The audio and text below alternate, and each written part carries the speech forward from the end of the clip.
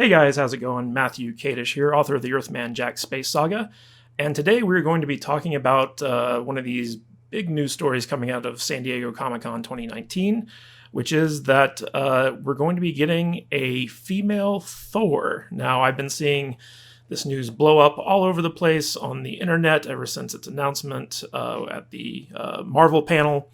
And I've got some stuff to say about it, but we're going to go through this article real quick, just kind of lay the groundwork, and then I'm going to get into why I think this isn't actually as bad as a lot of people think it is.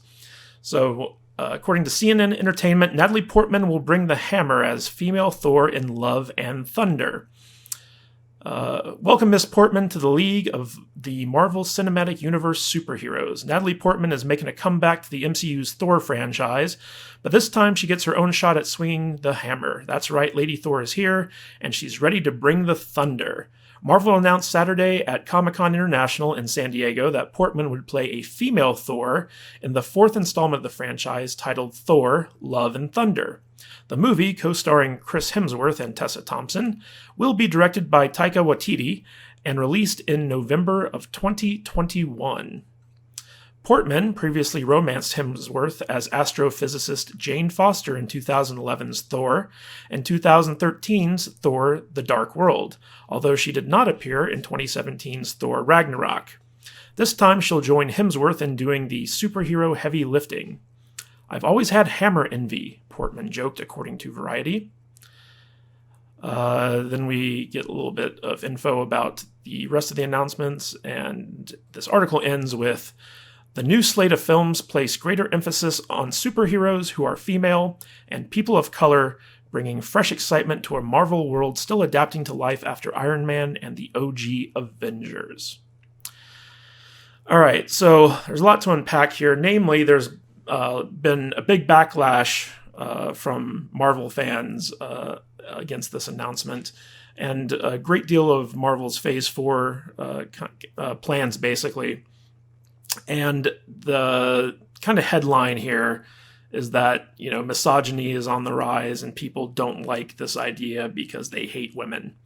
And I want to say, before I get into defending this, that there is a reason to be concerned about this development. And, this really goes back to who is your audience, right?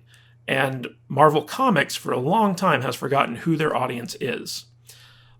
Basically, a lot of the backlash that stems from this announcement comes from comic book fans who have been following the Jane Foster version of Thor in the comic books and don't like it because basically there have been no real good stories to come out of the female Thor story arc. And not only have there been no good classic stories, the character itself is not very interesting. And worse than that, it actually attacks established fans of the comic books. Like, if you read the female Thor comics, it's basically a feminist-driven agenda that preaches anti-male viewpoints. They make men out to seem bad or incompetent or evil or, somehow makes women seem superior to men, basically. And when you're thinking about a fan base who reads comic books, which is like 90% male, you're basically insulting your audience. And so a lot of people are looking at this announcement as an extension of what has happened in the comics. And they think that this new Thor movie is going to kind of translate the bad stuff that caused people to stop reading the Thor comic book into the movies, which has been largely, pretty good up to this point. And the worry here is that Marvel is going to start following the comic book path of pushing political agendas and alienating longtime fans, not just because of politics, but also because they plan on attacking them for being like masculine or men or what have you. And that is a legit criticism. It doesn't come from misogyny. It comes from being disrespected, because as storytellers, Hollywood needs to know who their audience is. And one of the reasons I think you're seeing this shift in Phase 4, where Marvel is moving more towards more inclusive stuff, like more women characters, more characters of color, and things of that nature, is because there's a business aspect to it. And the business aspect is Marvel knows that it has the white male demographic in its pocket. Okay, it spent over a decade catering to the white male demographic because that's its core audience.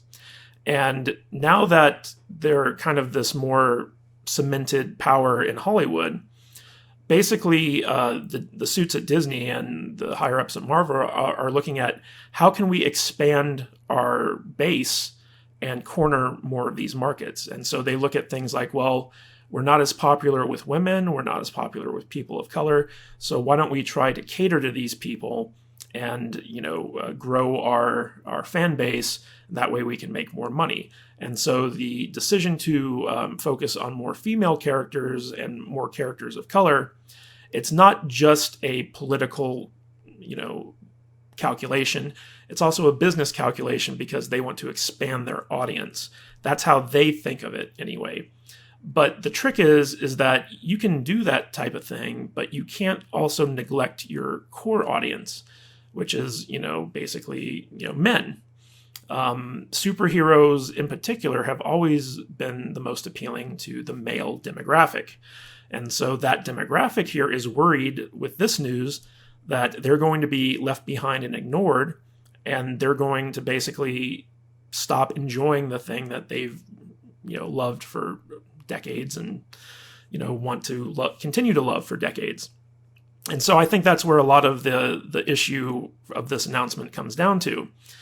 Now, I personally think that female Thor is going to be fine. And the reason for that is because I have faith in the guy who is basically shepherding the Thor franchise right now, which is Taika Waititi. And Taika Waititi, he is not a political guy. If you look at his body of work, he's more concerned with being entertaining than he is about pushing any type of political messaging. And he's a very talented filmmaker. He's a guy who's made, I haven't seen a movie of his yet that I haven't liked. And I think it's because he knows that the most important thing to do is to entertain an audience. And so I feel that the decision here to kind of put Natalie Portman up front as a female Thor is going to be handled okay, because I have faith in Taika Waititi's storytelling abilities. Now, also from a business end of things, I believe that this decision to put Natalie Portman on the forefront is actually also partially because of certain business aspects that general audiences might not be aware of, because I believe that Marvel had contracted with Natalie Portman for at least 3 Thor films, and they only used her for 2, so they still had her under contract, and they were probably sitting there thinking, hey, we have this amazing Oscar-winning actress under contract with us, we're not really using her, can we figure out a way to kind of incorporate her back into the fold and, get some mileage out of her? And so they probably looked at the comics and were like, well, we already have this built-in female Thor storyline. Why don't we take that, put it in the movie, and utilize Natalie Portman for that? And we can probably even get her to sign on for, spin-off stuff or more movies if we want to. And so I believe that was kind of the motivating factor behind this decision. It wasn't just, let's get all political and pushing, inclusion in this thing. Let's actually, try to utilize this actress that we have under contract and take a story from the comic books and put it to the forefront. Because, one of Marvel's kind of core strategies has always been to pull from the comics and kind of change things, adapt things for, to make them work as movies. And that strategy has, by and large, worked really well up to this point. So, when you take all that into account, it makes sense for Marvel to kind of go this route where, they're basically taking the female Thor stories from the comics. They're not going to translate any of those comic stories to the big screen. They're just taking the concepts, and Taika Waititi is probably going to create a unique and original story that involves this character. And, I believe the way that this is going to work is Chris Hemsworth is going to continue to play the Thor that we all know and love. He's got his Stormbringer axe now. And I believe that Natalie Portman is going to inherit Mjolnir, and she's going to gain the powers of Thor. And that's how this is going to work. And we also never got to really understand the nature behind their breakup. And so I think this is going to be a bit of a romantic comedy in a way, as we see kind of Thor and Jane Foster come back together and maybe dredge up some of their previous relationship issues, which I think could be really entertaining. And I'm actually hoping that they bring back Kat Dennings for this movie as well, because she was one of the highlights of the previous of the first two Thor movies, just because her character is just naturally interesting and funny and just adds something to the dynamic there. And I think having the lighter-hearted, funnier Thor with Jane Foster and the Kat Dennings character, and kind of the story being told by Taika Waititi, who is a very funny and comedic talent, could be really, really good. Now, that being said, going forward from this, I think that there is something to be concerned about, in the sense that Marvel doesn't want to get too political with these things. Now, you always got to keep in mind, you make movies and you tell stories for an audience. So as long as Marvel keeps its audience in mind, it should be okay. But, previous history and stuff like that kind of points to this notion that Hollywood very easily forgets its core audience in favor of trying to court the new audience, which is, women, people of color, stuff like that, in an attempt to grow that audience. And it usually backfires by shrinking it, because you alienate the people that you thought, that you basically took for granted. And I noticed that a lot of people who are praising this decision to, include a female Thor and stuff like that, all their praise stems from the inclusion factor. They're just happy that a woman or an underrepresented minority is getting put into a leading role, as opposed to actually celebrating a certain type of story or a certain type of character or what have you.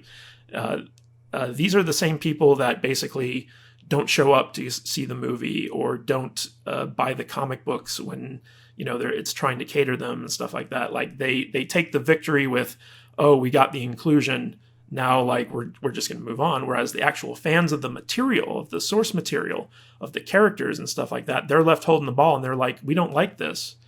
Because keep in mind, like, inclusion ultimately doesn't matter whether the character is male, female, whether the character is a person of color or white. It doesn't matter as long as the story is good, because that's ultimately what people want. They just want good stories. They want to be entertained, and they don't want to be preached to. And the problem with all this stuff is usually that it gets too preachy, and it gets too focused on pushing a message as opposed to entertaining an audience. And I think that's what the big concern is with a lot of Marvel's recent announcements, is that people are concerned that they're going to lose the fun and the magic of the Marvel Cinematic Universe that has existed up to this point, and it's going to get political, and it's going to get preachy, and it's going to stop being fun. And so it doesn't come from a place of misogyny, it doesn't come from a place of racism, it comes from a place of concern over a beloved property that people are worried is going to stop being entertaining and going to leave fans behind, because it's happened in the comic books. The comics industry is dying because they have forgotten who their audience is, and they've stopped catering to their audience. And Marvel, on the movie side, looks to be poised to do that type of thing as well. But I have a little bit more faith in the Marvel movie end of things, because I feel like Kevin Feige is smart enough to know that he can't push this too far into the political realm. He still wants to make entertaining movies, even if the political messaging is like subtle and still there. He still wants to make sure that fans show up for these films. So I have a little bit more faith in this, and I'm pretty hopeful that Natalie Portman is going to do a good job as a female Thor, and that Taika Waititi is going to deliver a really entertaining movie that's going to be a lot of fun and very entertaining to watch. But what I want to know now is, what do you guys think of this? Are you worried that Marvel is going to get too woke and stop being fun and entertaining? Do you think that Natalie Portman is going to be an interesting new Thor? How do you think this is going to work? Let me know in the comments, and be sure to subscribe to my channel for more news and insights into the entertainment industry. And check out my books at kadishbooks.com when you get a chance. And I will catch you guys next time. See you later.